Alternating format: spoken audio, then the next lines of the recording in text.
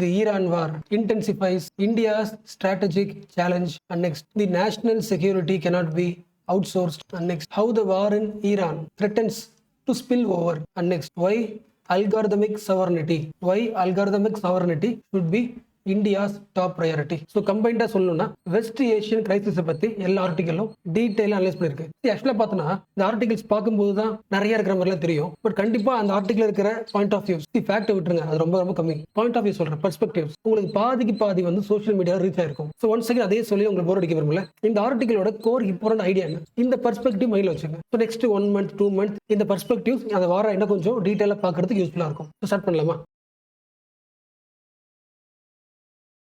So first உங்ககிட்ட கேட்க வேண்டிய கொஸ்டின், ஒரு கண்ட்ரி இன்னொரு கண்ட்ரி மேல வாருக்கு போகுதுன்னா, ரெண்டு கண்ட்ரியும் சண்டை போடுறாங்கன்னா மெயின் பர்பஸ் என்ன இருக்கும்? அந்த நாட்டில் ஏதாவது ஒரு இடத்த பிடிக்கிறதா இருக்கலாம், ரிசோர்ஸை பிடிக்கிறதா இருக்கலாம், இல்லை அந்த நாட்டை பிடிச்சிக்கிட்டா நம்ம இடம் ஆகும் இன்னும் கொஞ்சம் பெருசாகும், செக்யூரிட்டி ரீசன்ஸ் இதெல்லாம் பார்ப்போம். பட் உங்களுக்கு தெரியும்ல, this point of view very very old இல்ல, பழைய பாயிண்ட் ஆஃப் வியூ. நீங்க ஈவன் வேர்ல்டு வார் 1 வச்சுட்டாலும் சரி, ஸ்டார்டிங்ல 2 வேர்ல்டு வார் நடந்துச்சுல, 1 2. இந்த வேர்ல்டு வாரோட மெயின் பர்பஸ் என்ன? நம்ம என்ன பண்றோம் புரியுதா? இஸ்ரேல் ஈரானோட பர்பஸ் என்ன? அது கோர் பிலாசபி தெரிஞ்சுக்கிறதுக்கு இன்னும் ஈஸியாக புரிஞ்சுக்கிறதுக்கு இந்த ஆங்கிள் நீங்கள் யோசிக்கணும். ஸோ எக்ஸாம்பிள் ரேட் பண்ணும்போது உங்களுக்கு ஈஸியாக புரியுங்களா? எஸ். ஸோ வேர்ல்டு வார் 2 தானே எண்டு. ஸோ வேர்ல்டு வார் 2 எண்டில் எல்லா ஜெயிச்ச கண்ட்ரிஸோட மெயின் பர்பஸ் வந்து தோத்து போன கண்ட்ரியோட லேண்டை பிடிக்கிறதுல செகண்டரி டெர்ஷரி. ஆனால் secondary reasons, what is the primary reason? எந்த கண்ட்ரியில் ஜெயிச்சதோ, ஃபார் எக்ஸாம்பிள் USA இல்லை இங்கிலாந்து இவங்களாம் வச்சுக்கலாம். இந்த ஊரில் இருக்கிற டெமோக்ரஸி வந்து உங்களுக்கே தெரியும், லிபரல் டெமோக்ரஸி, கரெக்டா? அதாவது டெமோக்ராட்டிக்கை விரும்புகிற கண்ட்ரிஸ். அதுக்கு ஆப்போசிட்டா யார் இருக்கா? இவங்களுக்கு ஆப்போசிட் யாரு? ஜெர்மனி தானே. ஜெர்மனி, இட்டாலி, இந்த கண்ட்ரில இருந்த ஐடியா என்ன? டெமோக்ரஸிலாம் கிடையாது. அந்த கண்ட்ரியை ஒரே ஒரு ஆள் தான் ரூல் பண்ணணும். Dictatorship rule, fascism, militarism. ஒரு கண்ட்ரில இண்டிவிஜுவல்ஸோட ஸ்டேட் தான் முக்கியம், லீடர் தான் முக்கியம்னு யோசிக்கிற மைண்ட் செட். அப்ப இந்த பாசிஸ்ட் ஆட்சியை அழிக்கணும் ட்ரை பண்றான் யாரு? So democracy versus fascism. So வாருக்கு பின்னாடி இருக்கிறது எப்பொழுதுமே ஒரு ஐடியாவுக்கு தான் சண்டை போட்டிருப்பான். It is ideological war. Okay, இப்போ கம்பேர் பண்ணுங்க, இஸ்ரேல் வர்சஸ் ஈரான்னா எந்த ஐடியாலஜிக்கல் வாருக்கு நடுவில் சண்டை நடக்குது? ஸோ யோசிச்சுட்டு இருங்க. இன்னொரு எக்ஸாம்பிள் தரேன். எக்ஸாம்பிள் தரேன் கிடையாது, உங்களுக்கு தெரிஞ்சதான் ரிமைன் பண்றேன். வேர்ல்டு வார் 2 முடிஞ்சிடுச்சு. அகைன் என்னாச்சு? கோல்டு வார் தானே. கோல்டு வார் யாருக்கு யாருக்கும்? ஒரு பக்கம் USA, இன்னொரு பக்கம் ரஷ்யா. எய்ம் என்ன? இவங்க எய்ம் வந்து கேபிட்டலிசம், இவங்க எய்ம் வந்து கம்யூனிசம். ஸோ 2 ஐடியாலஜி என்ன பண்ணுறது? போட்டி போடுது. அப்போ அந்த டைம்ல இருந்த கொரியன் வாரா இருக்கட்டும், வியட்நாம் வாரா இருக்கட்டும், கொரியன் வார், வியட்நாம் வார், ஆப்கானிஸ்தான் வார், இந்த எல்லா வாரோட பர்பஸும் ஒரு கண்ட்ரியை பிடிக்கிற விஷயம் கிடையாது. லேண்டையோ ரிசோர்ஸோ பிடிக்கிறது செகண்டரி தான். இந்த எல்லா ஊர்லயும் நான் சொல்ற ஐடியாலஜி ரூல் பண்ணணும். அது கேபிட்டலிசமா இருக்கலாம், கம்யூனிசமா இருக்கலாம். ஸோ இட் இஸ் ஐடியாலஜிக்கல் வார். அப்போ இந்த பிலாசபிக்கல் ஐடியால இஸ்ரேல் வெர்சஸ் ஈரான் வார யோசிச்சிருக்கீங்களா? கண்டிப்பா யோசிச்சிருப்பீங்க. பட் இந்த கிளாஸ்ல அகைன் ஒரு விஷயம் மாதிரி பண்ணலாம். நம்ம ஆல்ரெடி பார்த்த மாதிரி இந்த ஈரான் ஸ்டோரி ஸ்டார்ட்ஸ் ஃப்ரம் 1979. உங்களுக்கு தெரியும்ல, ஈரான் என்ன வருது, என்ன உருவாகுது? மெயின் கீவேர்டு இஸ் ரிபப்ளிகா, மக்கள் ஆட்சி மாதிரி தானே ரிபப்ளிக்னா. பட் ஈரானை சுத்தி இருக்க மற்ற கண்ட்ரிஸ் எல்லாமே, மற்ற கல்ஃப் கண்ட்ரிஸ் முழுக்க மெஜாரிட்டி யாரு? மொனார்கி, ராஜாக்களோட ஆட்சி. அப்ப ஈரான்ல இதுக்கு முன்னாடி இருந்த ராஜாவோட ஆட்சி, மொனார்கிய ஓவர் த்ரூ பண்ணிட்டு ஒரு நியூ பொலிட்டிக்கல் சிஸ்டம் உருவாகுது. எதுல? ஈரான்ல. ராஜாவோட ஆட்சியை தூக்கிட்டு மக்கள் ஆட்சி வருது. மக்கள் ஆட்சின்னு வருதுனாலே அங்க என்ன வார்த்தை வந்துடணும்? ரிபப்ளிக். அதாவது ஈரான்ல எலெக்ஷன் உண்டு, கான்ஸ்டியூஷன் உண்டு, பார்லிமெண்ட்லாம் உண்டு. ஸோ பீப்பிள் ரெப்ரஸன்டேட்டிவ் பேசுவாங்க. It is republic. பட் இந்த கான்ஸ்டியூஷன் பார்த்தோம்ல, rules, those rules are based on, it is not based on secular rules, it is based on Islamic rules. So ஈரான்ல உருவானது இஸ்லாமிக் ரிபப்ளிக். கல்ஃப் முழுக்க இஸ்லாமிக்கா இருக்கலாம், Islamic monarchy வேற, Islamic republic வர ஆச்சக்கு புரியுதுல. பட் மற்ற கண்ட்ரீஸ்ல வெஸ்ட் ஏஷியாவில் அங்கேயும் இஸ்லாமிக் தான், பட் இஸ்லாமிக் மொனார்கி. எலெக்ஷன் நடக்காது, ஒரு ராஜா தான், அவரே மாறினதான் உண்டு. அப்ப எல்லா மக்களும் ஒன்னா சேர்ந்து எதை உருவாக்குறாங்க? ஈரான்ல இஸ்லாமிக் ரிபப்ளிக் உருவாக்குறாங்க. நம்ம இஸ்லாமிக் ரிலிஜன்ல இருக்கிற ரூல்ஸ் எல்லாம் பேஸ் பண்ணி ஒரு கண்ட்ரி உருவாக்கணும், ஒரு ஆட்சி உருவாக்கணும். அப்ப அந்த ஆட்சி எப்படி இருக்கும்? பேக்வர்டா இருக்கலாம், ப்ராக்ரஸிவா இருக்கலாம், அது விஷயம் கிடையாது. பட் அந்த ஆட்சி உருவாக்குறது யாரு? மக்கள் ஆட்சி. டிஃபரன்ஸ் புரியுதுல? அப்ப மொனார்கியா ரிபப்ளிகான்னு பார்த்தா எது பெஸ்ட்? ரிபப்ளிக். அப்ப USA யாருக்கு சப்போர்ட் பண்ணணும்? ஈரான் தானே. பட் ஸ்டோரியில அப்படி கிடையாது. என்ன ரீசன்? எப்ப வந்து நம்ம கண்ட்ரி முழுக்க we have to follow the Islamic law, ஷரியத் லா, ரிலிஜியஸ் லான்னு முடிவு பண்றாங்களோ, மோஸ்ட்லி இஸ்லாமிக் லா எங்க உருவானது? ஏஷியால உருவான லாஸ். அதெல்லாம் ஏஷியாவோட கல்ச்சர்ல இருந்து உருவான ரூல்ஸ். அதான இஸ்லாமிக் உருவாகுது. கண்டிப்பா அந்த ஐடியாஸ் வந்து யாருக்கு எதிராக இருக்கும்? வெஸ்டர்ன் கல்ச்சருக்கு ஆப்போசிட் தானே. கம்பேர் பண்ண முடியுதா? அப்ப இஸ்லாமிக் ரிபப்ளிக்கோட மெயின் பர்பஸ் என்ன இருக்கும்? முடிஞ்ச அளவுக்கு நம்ம கண்ட்ரிக்குள்ள வெஸ்டர்ன் இன்ஃபுளுன்ஸ் வரக்கூடாது, வெஸ்டர்ன் கல்ச்சர் வரக்கூடாது. வெஸ்டர்ன் கல்ச்சர் உள்ள வந்துச்சுன்னா இஸ்லாமிக் ரூல்ஸ் ஆகும், பிரேக் ஆகிடும். இப்போ யோசிங்க, இப்போ யூஎஸ்ஏக்கு பிடிக்குமா? வாய்ப்பே இல்லை. அதுக்கு முன்னாடி ஒரு பாயிண்ட், ரிபப்ளிக்னா மக்கள் ஆட்சி, டெமோக்ரஸி எல்லாம் ஓகே, எலெக்ஷன் நடக்கும். இஸ்லாமிக் ரிபப்ளிக்கா இருக்கிறதுனால இந்த ஸ்டேட்டோட ஹெட்ல யார் இருப்பா? நம்ம கண்ட்ரில யார் இருக்கா? ஹெட் யாரு? பிரசிடென்ட். அந்த கண்ட்ரியோட பிரசிடென்ட் யார் இருப்பாங்க? ஒரு ரிலிஜியஸ் லீடர். கரெக்டா? என்ன ரீசன்? நம்ம கண்ட்ரில இருக்க போறது ஷரியத் லானா, அந்த லால யார் எக்ஸ்பர்ட்? அந்த எக்ஸ்பர்ட் டாப்ல வைக்கணும். அப்ப நம்ம ஊர்ல பிரசிடென்ட் டாப் மாதிரி அந்த ஊர்ல ஒரு ரிலிஜியஸ் எக்ஸ்பர்ட் டாப்ல இருப்பார். அவர் யார்? அவர் நேம் பிரசிடென்ட்லாம் கிடையாது. He is like guardian. Guardianship சொல்லுவாங்க, உங்களுக்கு தெரியும். So guardianship of Islamic jurist. அப்ப அந்த கண்ட்ரியோட சுப்ரீம் லீடர் தானே ஒரு சுப்ரீம் லீடர் சொல்லலாம், அந்த கண்ட்ரியோட ரிலிஜியஸ் லீடர் சொல்லலாம்ல. எஸ். இப்போ ஒன்ஸ் அகைன், நீ மொனார்க்கில இருந்து ரிபப்ளிக்கா மாறினாலும் உன்னை யூஎஸ்ஏக்கு பிடிக்குமா? வாய்ப்பே கிடையாது. என்ன reason? Islamic is against western culture. Islam பொறுத்த வரைக்கும் இப்ப இஸ்லாமிக் கண்ட்ரிஸ் எல்லாமே ரொம்ப பேக்வர்டா இருக்கணும். ரீசன் என்னன்னா, வெஸ்டர்ன் கல்ச்சர் வந்து இஸ்லாமிக்கோட கல்ச்சரை டிஸ்டர்ப் பண்ணிடுச்சு அவங்க பாயிண்ட் ஆஃப். அப்ப நம்ம கண்ட்ரி, நம்ம மக்கள் சூப்பரா இருக்கணும்னா we have to block the, we have to resist the western culture. அப்ப வெஸ்டர்ன் கல்ச்சரை ஸ்டாப் பண்ணணும்னா western powers, western government, western countries உள்ள வராம பாத்துக்கணும். கரெக்டா? அப்போ நம்ம கண்ட்ரிக்குள்ள வெஸ்டர்ன் கண்ட்ரிஸோட எந்த கண்ட்ரியோட இன்ஃபுளுன்ஸும் வரக்கூடாது. இதெல்லாம் எப்ப எடுத்த முடியும்? 1979. கரெக்டா? உங்களுக்கு தெரிஞ்சதுதான். Again revision. அப்ப இந்த இஸ்லாமிக் ரெவல்யூஷன் லீடர் தான் யாரு? நீங்க நியூஸ்ல பார்த்த அயோட்டுல்லா கம்பெனில நீங்க பார்த்தது. பட் இந்த கண்ட்ரியோட அடுத்த முக்கியமான ஐடியா என்ன? நம்ம கண்ட்ரில மொனார்க்கியை பிரேக் பண்ணிட்டு என்ன உருவாக்கியாச்சு? இஸ்லாமிக் ரெவல்யூஷன் உருவாக்கியாச்சு, ஒரு புரட்சி உருவாக்கியாச்சு. இது ராஜாவோட ஆட்சி கிடையாது, இஸ்லாம் ரூல்ஸோட ஆட்சி, ரிலிஜியஸ் லாவோட ஆட்சி. பட் நம்ம சுத்தி இருக்கிற மற்ற கண்ட்ரீஸ்ல என்ன கிடையாது? இஸ்லாமிக் ஆட்சி வரல, மொனார்க்கி இருக்கு. அப்ப இஸ்லாமிக் ரெவல்யூஷனை ஸ்ப்ரெட் பண்ணணும் அப்படி சொல்லும் போது சுத்தி இருக்கிற ராஜாக்களுக்கு பிடிக்குமா? பிடிக்காது. அப்ப ஈரான் எதுக்கிறதுக்கு என்ன பண்ணிருக்கணும்? தன்னோட செக்யூரிட்டி ஸ்ட்ராங் ஆகிக்கணும், மிலிட்டரி பவர் அதிகமாக்கணும், எக்ஸ்பேண்ட் பண்ணிருக்கணும். பட் அந்த கண்ட்ரிஸ் என்ன பண்ணாங்க? They got the support of America. US என்ன பண்ணுது? கவலைப்படாதீங்க, இந்த எல்லா கல்ஃப் கண்ட்ரிஸையும் நான் சேஃப்கார்ட் பண்றேன். யார்கிட்ட இருந்து? ஈரான் கிட்ட இருந்து. ஈரான் உங்களை எப்ப வேணா அட்டாக் பண்ணலாம். அப்ப என்ன பண்ணலாம்? உங்க எல்லா கண்ட்ரிஸ்லயுமே அமெரிக்காவோட மிலிட்டரி பேஸ் எப்பொழுதும் ரெடியா இருக்கும். அட்டாக் பண்ணாங்கன்னா உங்களை சேஃப்கார்ட் பண்ணும். யூஎஸோட ப்ராமிஸ். பட் ஈரானுக்கு தெரியும், எந்த கண்ட்ரிஸ் கூடயும் டைரக்ட் வார் போனா சீக்கிரம் தோத்துரும். என்ன ரீசன்? பக்கத்துல இஸ்ரேல் இருக்கு. Israel full support America, America full support Europe. அவங்க எதிர்த்து ஒரு கண்ட்ரி ஜெயிக்க முடியாது. அப்ப நாம வந்து இஸ்லாமிக் ரெவல்யூஷனை ஸ்ப்ரெட் பண்றதை விட, சண்டை போட்டு இந்த மற்ற கண்ட்ரீஸ்ல மொனார்க்கிய ராஜாவோட ஆட்சியை காலி பண்றதை விட என்ன பண்ணலாம்? நிறைய குரூப்ஸ் அனுப்பலாம். நிறைய குரூப்ஸ் உருவாக்கி ஃபண்டு கொடுத்து ட்ரைனிங் பண்ணி அந்த ஊர்ல இன்ஸ்டபிலிட்டி உருவாக்கி இஸ்லாமிக் ரெவல்யூஷன் உருவாக்கலாம். சோ ஈராக்ல, ஏமன்ல, பாலஸ்தீன்ல, லெபனான்ல எல்லா ஊர்லயுமே ஈரானோட ஸ்ட்ராங் குரூப்ஸ் ஒர்க் பண்ணிட்டு இருக்கு. இப்போ அந்த குரூப்போட பர்பஸ் என்ன மாறிடுச்சு? Islamic revolution secondary. எல்லா கண்ட்ரீஸ்குள்ளேயும் யார் வந்துட்டா? அமெரிக்கா வந்துருச்சு. அமெரிக்காவோட மிலிட்டரி பேஸ் இருக்கு. அப்ப வெஸ்டர்ன் கண்ட்ரீஸ்குள்ள, கல்ஃப் கண்ட்ரீஸ்குள்ள ஃபாரின் இன்ஃப்ளூயன்ஸ் இருக்கு. அப்ப அமெரிக்காவை நம்ம ரீஜனை விட்டு பண்ணணும், வெளியே அனுப்பணும். என்ன ரீசன்? ஈரானை சுத்தி இருக்க எல்லா கண்ட்ரீஸ்கிட்டையும், எல்லா கண்ட்ரீஸ்குள்ள யாரும் வந்துட்டா? அமெரிக்கா வந்துட்டாங்க. அப்ப ஃபியூச்சர்ல கண்டிப்பா என்னைக்கா ஒரு நாள் ஈரானை அட்டாக் பண்ணுவாங்க. அப்ப நடக்காத மாதிரி நம்ம என்ன பண்ணணும்? அந்தந்த ஊர்ல அந்த கண்ட்ரியை அமெரிக்கா வீக் பண்ணணும், அந்த கண்ட்ரி இன்ஸ்டபிளா மாத்தணும். சேம் ஸ்டோரி தானே, பேசிக் ஸ்டோரி தானே. அப்போ இப்படி பார்க்கலாமா? America is the simple of western culture, western power, western influence. Western influence எல்லா கண்ட்ரிக்குள்ளேயும் கொண்டு வந்தாச்சு. யார் பேரை சொல்லி? ஈரான் பேரை சொல்லி மற்ற கண்ட்ரிஸ்க்குள்ள அமெரிக்கா வந்துருச்சு. பட் எந்த கண்ட்ரில மட்டும் வரல? ஈரான்ல மட்டும் வரல. அப்ப அந்த கண்ட்ரி என்ன பண்ணலாம்? காலி பண்ணலாம். பட் ஈரான் கண்ட்ரிக்குள்ள இன்ஸ்டபிலிட்டி உருவாக்க முடியாது. ஏன்னா மக்கள் எல்லாம் இருக்காங்க, இஸ்லாமிக்ல ஸ்ட்ராங்கா இருக்காங்க.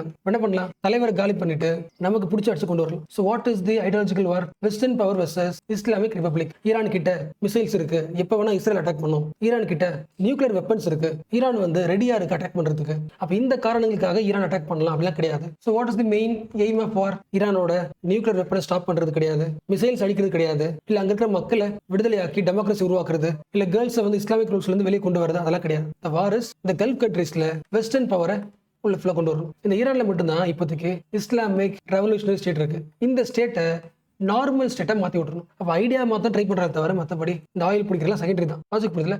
இல்லை எப்படி யோசிங்களா? இந்த கல்ஃப் கண்ட்ரீஸ்ல வெஸ்ட் ஏஷியாவில் அமெரிக்கா சார்பாக இருக்கிற ஒரே கண்ட்ரி அது இஸ்ரேல். பட் இஸ்ரேலை சுத்தி இருக்கிற எல்லா கண்ட்ரீஸ்குள்ளேயும் யார் இருக்கா? ஈரானோட ப்ராக்ஸி குரூப்ஸ் இருக்காங்கல்ல, அப்படி பார்த்துருக்கோம். அப்ப இந்த எல்லா குரூப்ஸும் சேர்ந்து ஃபியூச்சர் என்ன பண்ணலாம்? இஸ்ரேலை வீக் ஆக்கலாம். எப்போ வீக் ஆக்கலாம்? அப்ப ஈரான் நினைச்சா மறுபடியும் இந்த கல்ஃப் கண்ட்ரிஸ் முழுக்க வெஸ்டர்ன் இன்ஃப்ளூயன்ஸை, வெஸ்டர்ன் பவரை வெளியே அனுப்ப முடியும். இந்த கல்ஃப் கண்ட்ரிஸ் முழுக்க ஆன்டி வெஸ்டர்ன் ஐடியாலஜியை உருவாக்க முடியும். அப்ப நம்மளே வீக் ஆகிற அளவுக்கு எல்லா கண்ட்ரிஸ்குள்ளேயும் நிறைய குரூப்ஸ் உருவாக்கிடுச்சு. அப்ப எல்லா கண்ட்ரிஸ்குள்ளேயும் இருக்கிற ஈரானோட ப்ராக்ஸி குரூப்ஸை காலி பண்றது ஒரு ஐடியா இருந்தாலும் அதெல்லாம் முக்கியம். ரீசன் எது? ஈரான் கண்ட்ரி கிடையாது, ஈரானுக்குள்ள இருக்கிற ஐடியாலஜி, இஸ்லாமிக் ரெவல்யூஷன் ஐடியாலஜி. அந்த ஐடியாலஜி மாத்திட்டு ஒரு நார்மல் ஸ்டேட்டா மாத்தணும். அது மாறாத வரைக்கும் எப்ப வேணா ஈரான்ல இஸ்லாமிக் ஆட்சி இருக்கிற வரைக்கும், இஸ்லாமிக் ரூல் இருக்கிற வரைக்கும் இஸ்ரேலுக்கு எப்போதுமே ஆபத்து. ரீஜனல் ஃபண்டிங் வழியா எப்போ வேணா குட்டி அட்டாக் பண்ணலாம். லாஜிக் புரியுதா? ஈரானை பொறுத்த வரைக்கும் ஈரான் கிடையாது, ஒரு ஆளை பார்த்துருக்கோம். ஸ்ட்ராங் வெர்சஸ் வீக் வச்சுக்கலாம். ரஷ்யா வெர்சஸ் ஆப்கானிஸ்தான், இல்ல யூஎஸ்ஏ வெர்சஸ் வியட்நாம், இல்ல ஈரான் வெர்சஸ் இஸ்ரேல். வீக்கா இருக்கிறவனோட ஸ்ட்ராட்டஜி என்னது? நம்மளால வார்ல ஜெயிக்க முடியாது, பட் என்ன பண்ணலாம், குட்டி குட்டி டிஸ்டர்ப் பண்ணிட்டே இருக்கலாம். அது புரியுதா? ஒரு பெரிய கண்ட்ரி என்ன பண்ணும், ஒன் செகண்ட் சொல்றேன். ஈரானோட முக்கியமான ப்ராக்ஸி குரூப்ஸ் யாருன்னு சொல்லி தனியா ஆல்ரெடி ஒரு வீடியோ போட்டாச்சு, நான் பார்த்துருக்கீங்க. அண்ட் ரீசெண்டா ஈரானோட அந்த ஸ்ட்ராங் ஐடியாலஜி, இஸ்லாமிக் ஐடியாலஜியை காலி பண்ணணும்னா தலைவர் யாரு, ஹெட் தான் முக்கியம், ரிலீஜியஸ் எக்ஸ்பர்ட், அவர் காலி பண்ணணும். அவர் தலையை தூக்கணும், டிகேபிடேஷன். ஸோ டிகேபிடேஷன் ஸ்ட்ராட்டஜி தான் யார் ஃபாலோ பண்ணா, இஸ்ரேல் ஃபாலோ பண்ணாங்க. இப்போ அந்த கிளாஸும் நான் ஷேர் பண்ணிட்டேன், நீங்க பார்த்துருப்பீங்க. ஓகே, ஸோ அதோட கண்டினியூஷன் தான் இது. ஸோ ஈரானை பார்க்கும்போது நீங்க என்ன கூடாது, it is the country with weapons பார்க்கக்கூடாது, it is the country with mission. அந்த மிஷன் வந்து பேக்வர்டா இருக்கலாம், ஃபார்வர்டா இருக்கலாம். எய்ம் வந்து ஒரு மிஷன் இருக்கு, இஸ்ரேல் எதிர்க்கணும், வெஸ்டர்ன் டாமினன்ஸ் எதிர்க்கணும். அதுக்கு நிறைய குரூப்ஸ் உருவாக்கணும். டைரக்டா சண்டை போட முடியாது, ப்ராக்ஸி குரூப்பை உருவாக்கி ஃபண்டு கொடுத்து இம்ப்ரூவ் பண்ணலாம். கரெக்ட் தானே? நாம போயிட்டு லெபனான்ல டைரக்டா இன்ஃப்ளூயன்ஸ் பண்ண முடியாது. பட் ஒரு குரூப் அனுப்பி அந்த குரூப் என்ன பண்ணலாம், அந்த கண்ட்ரிக்குள்ள இன்ஃப்ளூயன்ஸ் பண்ண முடியும். அப்படி பண்ணா நம்மளோட வார் காஸ்ட்டு குறையுது, சீப்பா முடியுது, இன்ஸ்டெபிலிட்டி உருவாக்க முடியுது. அது ரொம்ப முக்கியமானது. வார் எப்போ நடக்கும், வார் எத்தனை நாள் நடக்கும், 1 மாசம் 2 மாசம் இல்ல 3 மாசம். பட் ஒரு குரூப் அனுப்பிட்டா அந்த குரூப் என்ன பண்ணிட்டே இருக்கும், மறைஞ்சுனே இருக்கும். கான்ஸ்டன்டா த்ரூ அவுட் தி இயர் ஏதாவது டிஸ்டர்பன்ஸ் கொடுத்துட்டே இருக்கும். ஸோ தன்னோட ஆப்போனண்ட்டை கான்ஸ்டன்டா ஒரு ப்ரெஷர் வச்சுட்டே இருக்குது, ப்ராக்ஸி குரூப் வழியா சண்டை போடுறது. ஸோ அந்த ப்ராக்ஸி குரூப்ஸ் சில பேர் தான் உங்களுக்கு தெரியும். ஹெஸ்புல்லா எங்க இருக்காங்க அந்த குரூப், லெபனான்ல. கரெக்டா? ஸோ ஒரு சின்ன ஒரு ஆர்ம்டு குரூப்பா உள்ள போய் இப்போ அவங்க ஒரு பெரிய மிலிட்டரி ஃபோர்ஸ் அங்க லெபனான்ல, பிளஸ் அவங்களுக்குன்னு ஒரு கட்சியை ஃபார்ம் பண்ணிட்டாங்க அந்த கண்ட்ரில. அவங்களோட இன்ஃப்ளூயன்ஸ் சோஷியல் இருக்கு, சோஷியல் இன்ஃப்ளூயன்ஸ் அவங்க. உடனே அர்த்தம், ஒரு சொசைட்டிக்குள்ள ஒரு கண்ட்ரிக்குள்ள இந்த ஹெஸ்புல்லான்ற ஒரு சின்ன குரூப் வந்து அது ஒரு ஸ்டேட்டா செயல்படுற அளவுக்கு எல்லாமே இருக்கு. பார்ட்டி இருக்கு, சோஷியல் இன்ஃப்ளூயன்ஸ் இருக்கு, மிலிட்டரி இருக்கு, எல்லாமே இருக்கு. ஒரு கண்ட்ரிக்குள்ள ஒரு பவர் இருக்குன்னா இன்னொரு பவர் சென்டரா உருவாக்குற அளவுக்கு ஒர்க் பண்ணிருக்கு. லாஜிக் புரியுதுல? அப்போ ஈரான் லெபனானுக்கு பிடிக்குமா, பிடிக்காது இல்ல. அப்ப என்ன பண்ணுவாங்க, ஈரான் கிட்ட இருந்து தப்பிக்கிறதுக்கு they get help from Israel and USA. Similarly Yemen, அந்த கண்ட்ரிக்குள்ள இருக்கிற குரூப் யாரு, ஹவுதீஸ், தெரியும்ல? ஏமன்ல ஒரு பெரிய டெரிட்டரி, சின்ன குரூப்பா வந்தவங்க ஒரு பெரிய டெரிட்டரியை கேப்சர் பண்ணி ரூல் பண்ணிருக்காங்க. ஏமன்ல ஒரு பெரிய ஆர்முடு, ஒரு மிலிட்டரி ஆக்டர்னா இவங்க ஒரு இடத்த பிடிச்சிக்கிட்டு அங்க மிலிட்டரி ஸ்டேட்டா ஃபார்ம் ஆகிட்டு இருக்காங்க. அப்ப என்ன ஆகும், ஏமன் பக்கத்துல என்ன இருக்கு, கடல் இருக்கு. கடல் வழியா ஷிப்பு போகும், எங்க போகுது, யூரோப் போகுது. எல்லா கப்பலையும் டிஸ்டர்ப் பண்றது யாருக்கு காஸ்ட் ஆகுது, இஸ்ரேலுக்கு, யூரோப்புக்கு, அமெரிக்காவுக்கு டிஸ்டர்பன்ஸ். அப்ப யோசிச்சு பார்த்தா ஈரான் டைரக்டா வார் போயிருந்தா கூட இவ்வளவு டிஸ்டர்பன்ஸ் பண்ணிக்க முடியாது. அதே மாதிரி தான் காசாவில் இருக்கிற ஹமாஸ் குரூப். அப்ப இந்த எல்லா குரூப்ஸோட மெயின் எய்ம் என்ன, ரியல் ஆப்போனன்ட் யாரு, இஸ்ரேல். அது பின்னாடி இருக்கிறது யாரு, ஈரான். யாருக்கு தெரியும், இஸ்ரேலுக்கு தெரியும். வேற வழியே இல்ல, ஈரானுக்கு காலி பண்ணணும், ஐடியாலஜிக்கல் வார். ஸோ இது எல்லாமே எந்த காலகட்டத்தில் எந்த இயர்ல நடக்குது, 1980s. 1980sல உங்களுக்கு தெரியும் நினைக்கிறேன், ஜிம்மி கார்ட்டர் 1980s டைம்ல யூஎஸ்ஏவோட பிரசிடென்ட். ஸோ இவர் தான் அந்த கல்ஃப் கண்ட்ரிஸ் கூட, கல்ஃப் கண்ட்ரிஸ்னா யாரு, ஈரானை சுத்தி இருக்க கண்ட்ரிஸ் முழுக்க, Saudi Arabia, UAE, Qatar, Bahrain, Kuwait, Oman. நம்ம என்ன வார்த்தை எக்ஸாம் யூஸ் பண்ணுவோம், these countries are called as Persian Gulf. கரெக்டா? அப்ப இந்த கண்ட்ரிஸ் எல்லாருக்கிட்டுமே வெல்த் அதிகமா இருக்கும். என்ன ரீசன், ஆயில் தானே ரிசோர்ஸ். பட் வெல்த் அதிகமா இருந்த மாதிரி இவங்க அந்த கண்ட்ரீஸ்ல என்ன கிடையாது, செக்யூரிட்டி அதிகமா இல்ல. இல்லை எப்படி சொல்லலாம், அந்த கண்ட்ரிஸ் எல்லாம் அவங்க கிட்ட கிடைச்ச காசு இருக்குல்ல, வெல்த்தி கண்ட்ரிஸ் தானே, என்ன பண்ணல, அந்த காசை செக்யூரிட்டில இன்வெஸ்ட் பண்ணல. என்ன reason, 1980s the reason. Jimmy Carter USA president இந்த கல்ஃப் கண்ட்ரிஸ் கூட ஒரு அக்ரிமெண்ட் சைன் பண்றாரு. அதான் பார்த்தோம். அந்த அக்ரிமெண்ட்டுக்கு பேரே வந்து அவரோட பேர்ல தான் அக்ரிமெண்ட், கார்ட்டர் டாக்ட்ரின். சோ இந்த டாக்ட்ரின் என்ன சொல்லுது, ரொம்ப சிம்பிளா சொல்லிடுச்சு. இந்த பெர்ஷியன் கல்ஃப்குள்ள, உங்க கண்ட்ரிஸ்குள்ள வெளியில இருந்து யாராவது உங்களை அட்டாக் பண்ணாங்கன்னா அது அமெரிக்காவை அட்டாக் பண்ண மாதிரி நாங்க உள்ள வந்து உங்களை சேஃப் கார்ட் பண்ணுவோம். ஸோ இந்த பாயிண்ட் தான் கோர் இம்பார்ட்டன்ட் இஷ்யூ. எப்போ இந்த பாயிண்ட்ல 1980sல போடப்பட்ட இந்த ஒரு ஐடியா இருக்குல்ல, உங்க கண்ட்ரி அட்டாக் பண்ணாங்கன்னா அமெரிக்காவை அட்டாக் பண்ண மாதிரி வந்து உங்களுக்கு ஹெல்ப் பண்ணும். 1980sல போட்ட இந்த ஐடியா வந்து இப்போ ஃபெயிலியர்னு சொல்றாங்க. அது என்ன ஃபெயிலியர் அப்புறம் பார்க்கலாம், உங்களுக்கு தெரிஞ்சிருக்கும். பட் இந்த ஃப்ளோல இப்போ தேவையில்லை. ஓகே தானே? ஸோ இப்போ சொல்லுங்க, what is the Carter doctrine, America will protect your region. So நீங்க செக்யூரிட்டியில் இன்வெஸ்ட் பண்ண அவசியம் கிடையாது. ஸோ கோர் டாக்டரினோட மெயின் ப்ராப்ளம் புரிஞ்சா, இந்த ஒரு டாக்டரினால இந்த கல்ஃப் கண்ட்ரிஸ் எந்த கண்ட்ரிஸ் என்ன பண்ணல, செக்யூரிட்டியில் அந்த அளவுக்கு இன்வெஸ்ட் பண்ணல. ஒருவேளை செக்யூரிட்டி இன்வெஸ்ட் பண்ணுச்சுன்னா அமெரிக்கா கிட்ட இருந்து கன்ஸ் வாங்கிருக்கலாம், அமெரிக்கா கிட்ட இருந்து அட்டாக் பண்ணாங்கன்னா ஸ்டாப் பண்றதுக்கு மெசேஜ் வாங்கிருக்கலாம். கோர் இஷ்யூ புரியுதுல?